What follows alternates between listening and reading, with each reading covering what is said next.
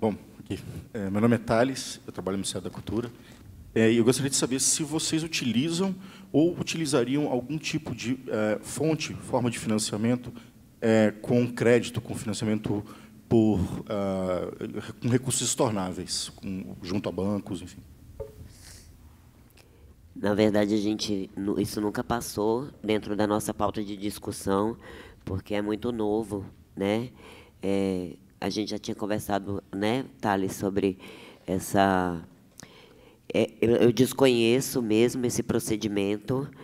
A gente trabalha, basicamente, assim, todos os festivais trabalham com o mesmo formato de gestão, que é lei de incentivo, convênios e apoio das suas prefeituras e secretarias de cultura. Sobre isso, eu nem conheço. Se você pudesse dar um feedback aí para nós aí, porque eu tenho até interesse, tipo, claro, toda forma de financiamento, desde que a gente consiga estar dentro de um padrão, que a gente consiga manter o nosso CNPJ ok, fazer uma prestação de contas limpa, porque isso é muito importante. A gente também, além da marca do festival, o seu CNPJ ter um portfólio forte. Então, para isso, a gente precisa também ter controle administrativo, financeiro e prestar conta para estar ok, para continuar fortalecendo esse portfólio, para conseguir fazer, além dos nossos festivais, ações durante o ano inteiro. Tem alguém da Bahia, aqui do estado da Bahia? Até para me corrigir se eu estiver errado, mas eu li um artigo há alguns anos atrás, falando que o Banco da Bahia, o Banco Popular da Bahia, ele abria carta de crédito para a produção cultural a juro zero, sabe? Você teria o recurso, ou a juro muito baixos, eu não lembro, mas que eu achei uma ideia genial, né? Até porque você não fica dependendo só de editais públicos para poder realizar um projeto. E eu só vi isso no estado da Bahia, eu não consegui, até no Paraná eu tentei buscar para saber se tinha algum banco local, mas no Paraná não tem. Acho que era o Banco da Bahia que estava fazendo isso, alguma coisa assim. E eu achei... Oi? A Desembaia, a Agência de Desenvolvimento da Bahia. Isso mesmo. Eu achei essa ideia genial. Pena que no meu estado não tem, senão eu usaria sim. Empréstimo. Tornável. Por quê? Então... É isso que eu estou querendo saber, porque assim, a gente tem um conjunto de ecossistemas, tem um ecossistema de financiamentos, né? A gente, por enquanto, hoje no Brasil, especificamente, vocês utilizam incentivo e fomento direto. Não, em Minas Gerais tem o Banco de Desenvolvimento de Minas Gerais, que agora ele abriu a possibilidade de financiamento até R$100 mil. Só que a carência ela é muito pouca, é 6 meses, e o juro ele acaba sendo mais alto do que o juro de um banco convencional. Então, ainda não é uma realidade acessível para um festival de música, e principalmente música independente. Essa é a realidade do estado de Minas Gerais. Agora, se, às vezes, o governo federal, o BNDES tem essa possibilidade, e aí a carência é maior, o juro é menor, eu acho que é uma realidade acessível. Às vezes, você não tem o recurso para fazer o festival, mas você acredita no potencial que ele pode te retornar.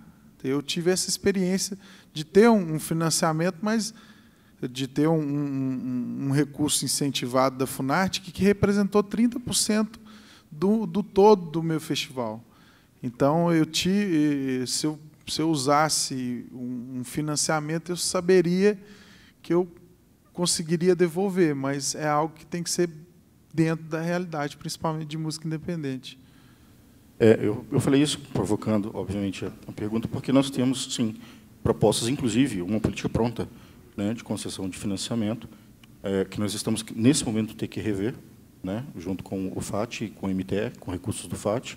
Né. Fora isso, temos uma proposta para uma política de microcrédito, que é uma metodologia diferente, né, que atenderia, por exemplo, eu acho que alguns eventos pontuais, pequenos, menores, né, não festivais desse tamanho, mas que, como vocês mesmos citaram, o BDMG, Desembaia, que são agências de desenvolvimento estaduais, né, que trabalham junto fazem parte da BDS, São Brasileira de Desenvolvimento Econômico, são todos os bancos públicos, instituições financeiras bancárias públicas, e que trabalham, são capitaneados, por exemplo, pelo BNDES, faz parte, né? E com quem a gente tem conversado bastante sobre outras formas de financiamento para compor um ecossistema, a gente não ficar só nessas duas modalidades, né? De fomento, de incentivo, passar também a financiamento, porque eu sei que alguns festivais que vocês, às vezes, já tiveram que pegar algum dinheiro emprestado de alguma forma, estornável, né? E, se possível, até mesmo, uma outra coisa que a gente tem estudado, que precisa ser bem melhor conversado, são fundos de investimento privados, sim, como se fossem os FICART que não funcionaram ainda, né? Que tem na Rouanet, mas não funcionam. A pergunta é porque, nós, justamente nesse momento, vamos precisar saber, nessa negociação, vamos precisar saber quais são os itens financiáveis, qual é a demanda, para que vocês utilizam, junto, misturado com que tipos de outros financiamentos nesse ecossistema. Não é só questão de, não haverá mais fomento, não haverá mais incentivo, vai lá e pega dinheiro. Não é isso, Marta. Entendeu? Nesse sistema, e nesse momento, a gente está precisando, para ir sentar na mesa com o Banco do Brasil, saber quais são os itens financiáveis e quem, quando, como pode utilizar esse tipo de financiamento. Inclusive com juros de 12,5% ao ano, estornável. Ao ano. Um dos itens que, na produção de um festival, ele varia tanto e acaba prejudicando muito, às vezes, você trazer e negociar artista, é talvez a compra de passagens aéreas. Essa, pelo menos na lei do Estado de Minas Gerais, é muito difícil se prestar conta de passagem aérea. Você tem que pegar uma assinatura do artista, o artista nunca assina um negócio para você prestar conta. Eu estou com uma prestação de conta pendente no Estado, já tem mais de ano, por causa de passagem aérea. Então, se eu tenho a facilidade de pegar um dinheiro emprestado, comprar essas passagens com bastante antecedência e isso, para mim, é muito melhor do que eu botar na minha planilha da lei estadual e depender do incentivo do Estado para fazer isso. Então, eu acho que um item que é essencial é despesas com transporte desses artistas, principalmente passagem aérea. E você falou na questão do microcrédito, que é interessante, que poderia ser aberto esse microcrédito justamente para os próprios artistas, dependendo da taxa, porque todos os festivais eles pagam hoje em dia cachê, por menor que seja, mas pagam cachê, que eu acho que se eles conseguissem esse microcrédito para poder circular, eu acho que isso facilitaria muito essa questão da circulação. O microcrédito, para alguns festivais, pode não ser interessante, porque são custos maiores, mas Gabriel lembrou bem, se tiver uma linha de financiamento com juros menor, que o festival possa entrar nessa linha, para a gente bancar alguns itens que, para a prestação de conta, para a gente é uma complicação, isso é muito interessante. Porque você termina até usando dinheiro do próprio bolso, ou então até do cheque especial para você comprar passagem, para não ter que dor de cabeça na prestação de conta. Isso seria interessante. Na verdade, assim, a gente... passagens aéreas de abril para cá, elas duplicaram, assim. Eu colaboro com outro festival lá em Brasília, que teve sua primeira edição agora, semana retrasada, chama Favela Sounds, e é um festival que se propõe a apresentar em Brasília a expressão musical de várias periferias do país. Mano, só uma passagem de Belém do Pará para Brasília estava o mesmo valor de ir para Cuba. Então, esse ano, eu consegui juntar uma grana para ter um capital de giro para poder emitir as passagens antes, né? Mas essa coisa da prestação de contas, de você ter que apresentar o cartão de embarque... Bom, a gente ainda é regido dentro do processo da Lei 8666, que ela é lá da época da ditadura. Então, a gente vai fazer um evento, parece que a gente está construindo estrada. Cara, eu me sinto assim, uma pessoa, sabe, construindo estrada. Então, assim, como é que você vai deixar uma empresa, um projeto inadimplente por conta de um cartão de embarque? Isso acontece na lei, na Rouanet, isso... Assim, você já tá prestando conta, batendo a foto com a logo atrás, o artista na frente. Ele chegou, caralho. Tocou. Não, gente, eu trabalho há 28 anos com cultura. Sabe, nunca se desburocratizou coisas mínimas. Nunca se desburocratizou coisas mínimas. A gente é o tempo inteiro culpado por fazer cultura, caralho. Sabe, você vai... Cara, ó, eu trabalho com a Lei Rouanet, eu trabalho ganhei o prêmio da Funarte, então, o tempo inteiro você tem que aprender diversos mecanismos de atuação para poder fazer um evento. Sabe? Então, a gente é produtor cultural, a gente é administrador, a gente é contador. Tá, beleza, eu escolhi isso na minha vida. Agora, eu também posso escolher a exigir que se desburocratize todo o procedimento para se acessar o recurso. Sim, Thales, o Ministério da Cultura, ele não dialoga com a gente, a não ser a Lei Rouanet, os fundos, o FNC, sabe? A gente não tem acesso a eles. Eu só uso a Lei Rouanet quando eu sou aprovada num edital que exige que eu tenha Rouanet. Fora isso, cara, ninguém tem acesso a nenhum patrocinador que... Bom, a gente não tem acesso. Então, eu estou falando que eu uso o Rouanet, eu uso o convênio por meio de emenda parlamentar, uso a lei de incentivo do Distrito Federal, que é nova. O Fundo de Apoio à Cultura são totalmente procedimentos diferentes. Então, você pense que para você fazer 11 dias de festival, tu tem que ter uma prestação de contas para cada lugar desse de um formato diferente. Então, outra função que a gente tem é de discutir e propor modelos de desburocratização para que a gente possa, inclusive, ficar de boa durante o festival, saca?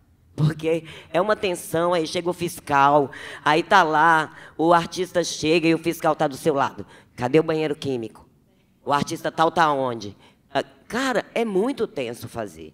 E isso são modelos muito antigos que não tem mais como a gente continuar acessando ele. 28 anos, gente. Até hoje, eu faço tudo igual. Assim, cara, não estou falando, não é nada pessoal com você. O Ministério da Cultura, a Secretaria de Cultura, a Prefeitura, a porra toda, dificulta o nosso processo para que a gente possa fazer esse diálogo com a sociedade, que é trazer a cultura para a sociedade, sabe? Então, a nossa função também é, de alguma forma, tentar modificar esses modelos.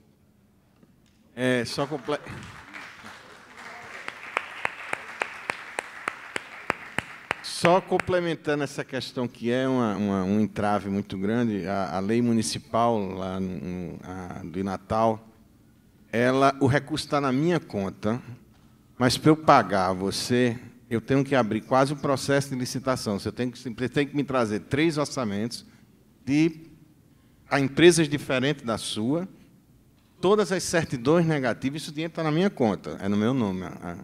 Eu só posso lhe pagar se você tiver com toda essa documentação. Quer dizer, abre-se um precedente desnecessário. Quem me garante que esses orçamentos realmente existem, essas empresas que o cara está... Quer dizer, é uma burocracia desnecessária, porque o cara... Quer dizer, é muito difícil. Então, eu até abro mão, de algumas vezes, de usar a lei municipal por causa dessa burocracia. Porque eu vou prejudicar. Se você tocar no meu festival, se você tocar no meu festival, você só vai pagar se você tiver rigorosamente com todas as certidões da sua vida. De preferência até a de óbito, você já tira no futuro. Porque aí você já chega com todas. Está aqui, Jomar, tem a minha certidão do Ministério de óbito. Pronto. Agora vamos ver aqui. Aí você tem os orçamentos do... Como é que eu vou pedir um orçamento?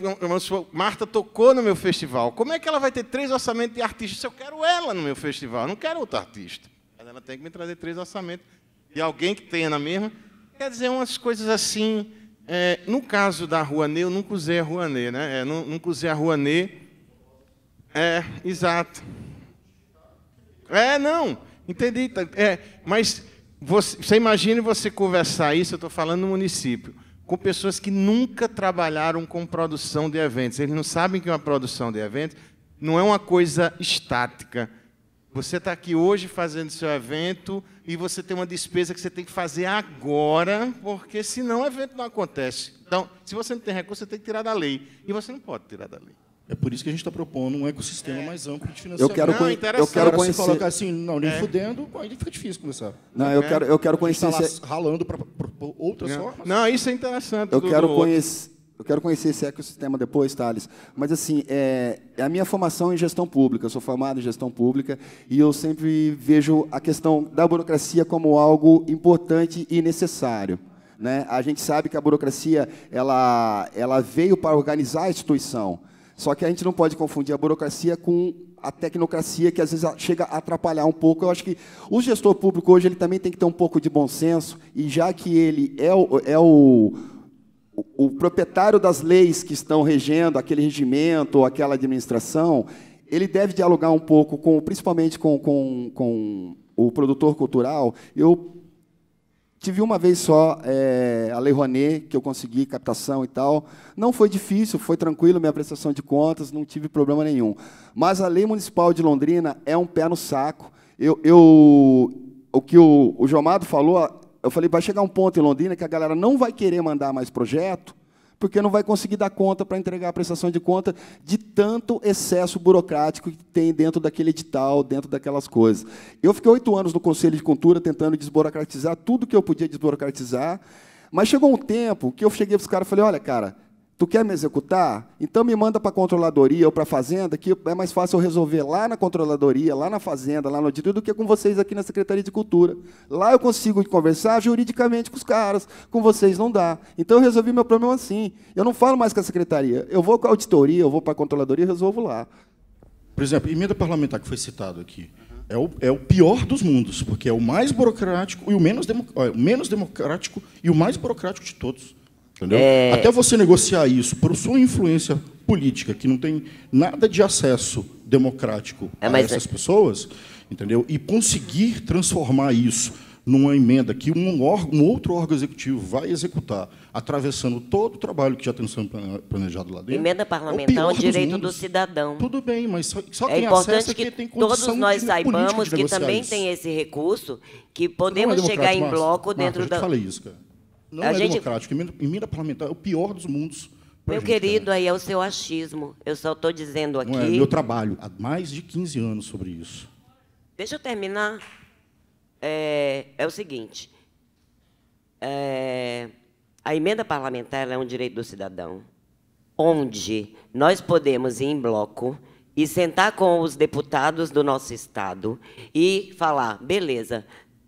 eles têm, em média, 12, lá no Distrito Federal, 12 milhões que ele vai executar, mandar construir creche e tudo, e, inclusive, ele pode também investir na cultura.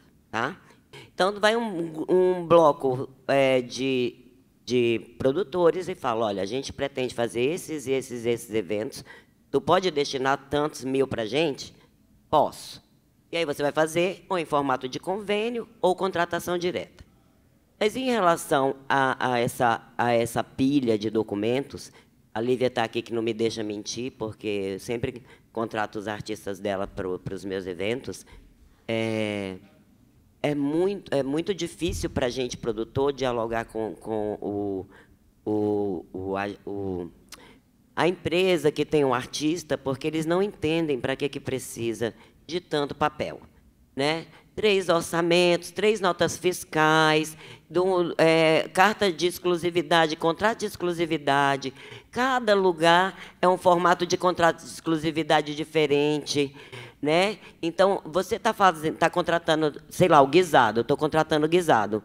Aí, a Lívia tem que me dar 3 notas fiscais, comprovando que o cachê médio do guisado é esse valor. Aí, na Secretaria de Cultura do Distrito Federal, é um modelo de contrato de exclusividade, e se eu tiver outro recurso, por exemplo, no Ministério da Cultura, executando, sei lá, pela Palmares, aí é outro modelo. Então, cara, a gente vai nessa ida e volta, mais ou menos uns 30 dias para ter a documentação toda ok, e vai para análise do jurídico, que aí o jurídico vai dizer se está ok ou não. Então, tudo isso, a gente tem que pensar uma programação e uma curadoria tão antecipado, porque você não consegue, você não tem a liberdade de movimentar seu recurso. E, para tudo isso acontecer, até o jurídico dar ok, são, no mínimo, 45 dias, para você poder divulgar que seu artista está no line-up que ele vai se apresentar, não é isso?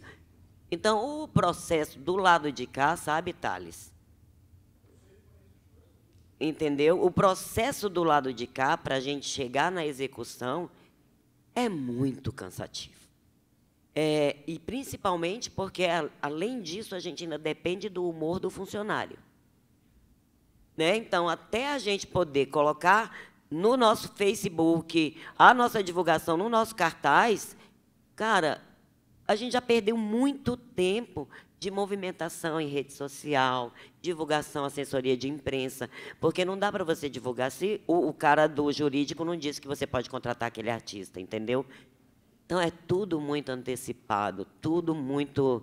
O que a gente podia já estar trabalhando de outras formas. Eu já me acostumei. Eu não vou mentir para vocês que Brasília é tudo tão burocrático, tudo tão difícil, que eu já me acostumei com esses procedimentos, já faço com os pés nas costas. Agora, que a gente pode também fazer um movimento para diminuir esse peso,